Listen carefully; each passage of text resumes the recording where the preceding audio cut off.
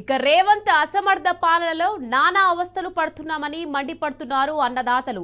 మహబూబ్ నగర్ జిల్లా Boyapalli urea centre వద్ద urea కోసం రైతులు గంటల తరబడి పడిగాపులు కాస్తున్నారు. క్యూ లైన్లో చెప్పులు పెట్టి ఎదురు చూస్తున్నారు.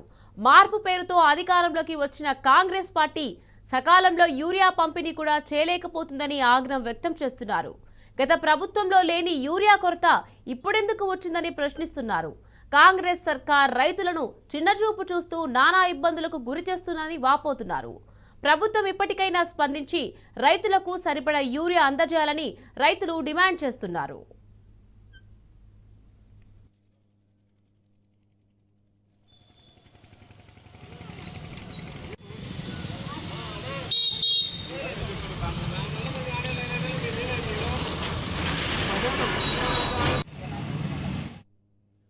పొద్దుగాల 4 గంటల నుంచి పడిగాపులు కాస్తున్నాము.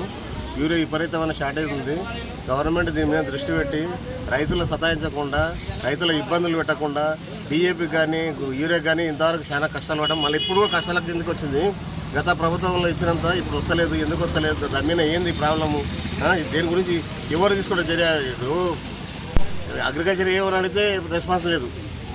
మిగతా ఎవరిని అడిగినా కూడా రెస్పాన్స్ వచ్చినప్పుడు తీసుకోవాలనే మాట మాట్లాడుతున్నారు. ఈ రకాలు అయితే చాలా ఇబ్బందులు అవుతున్నాయి. రాత్రి నిద్ర లేకుండా అయినాయి. 4 గంటలకు 3 గంటలకు వచ్చి లైన్లో కూర్చొని వస్తుంది.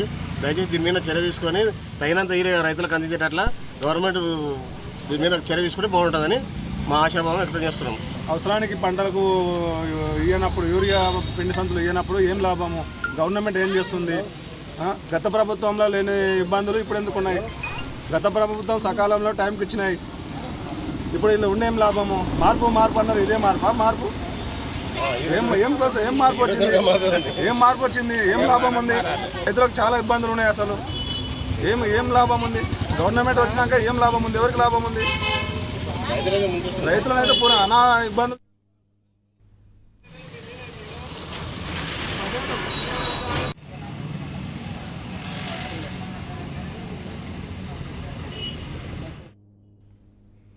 రేవంత్ అసమర్థ పాలనలో నానా అవస్థలు పడుతున్నామని మండిపడుతున్నారు అన్నదాతలు. మహబూబ్ నగర్ జిల్లా బోయపల్లి యూరియా సెంటర్ వద్ద యూరియా కోసం రైతులు గంటల తరబడి పడిగాపులు కాస్తున్నారు. రైట్, ఇదే విషయానికి సంబంధించి మరింత సమాచారాన్ని మహబూబ్ నగర్ నుంచి మా ప్రతినిధి నరేష్ అందించేందుకు సిద్ధంగా ఉన్నారు. నరేష్, చెప్పండి, మహబూబ్ నగర్ జిల్లాలో యూరియా కోసం అన్నదాతలు అష్టకష్టాలు పడుతున్నారు. దీనికి సంబంధించి అప్డేట్ ఏంటి నరేష్? నిఖత్, మహబూబ్ నగర్ జిల్లా కేంద్రంలో రైతులకు యూరియా కష్టాలు వెంటాడుతున్నాయి. రోజు ఉదయం తెల్లవారుజామునే సేవా కేంద్రాల వద్దకు వచ్చి క్యూ లైన్ లో నిలబడుతున్నారు. గంటల తరబడి క్యూ లైన్ లో నిలబడినప్పటికీ కూడా యూరియా దొరుకుతుందనేటటువంటి గ్యారెంటీ లేదు. ఓ వైపు సాగు పనులు చూసుకోవాలా, లేక యూరియా కోసం సేవా కేంద్రాల వద్ద గంటల తరబడి పడిగాపులు కాయాలా అని చెప్పి రైతులు కాంగ్రెస్ ప్రభుత్వాన్ని ప్రశ్నిస్తున్నారు.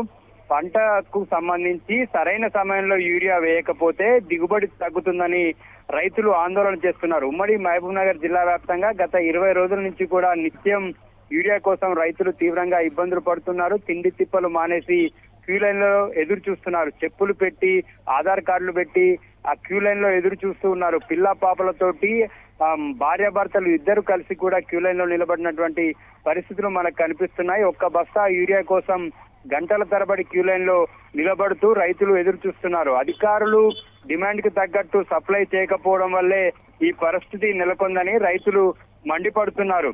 ఉమ్మడి మహబూబ్ నగర్ జిల్లా వ్యాప్తంగా కూడా యూరియా కొరత తీవ్రంగా రైతులను వేధిస్తూ ఉంది.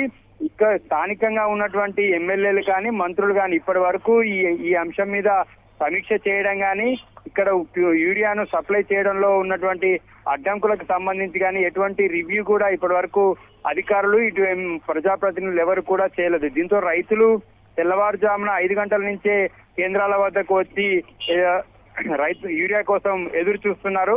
ఒక్కరికి ఒక బస్తానే ఇస్తుండటంతో భార్యాభర్తలు వచ్చి కూడా క్యూ లైన్ లో నిలబడుతున్నారు.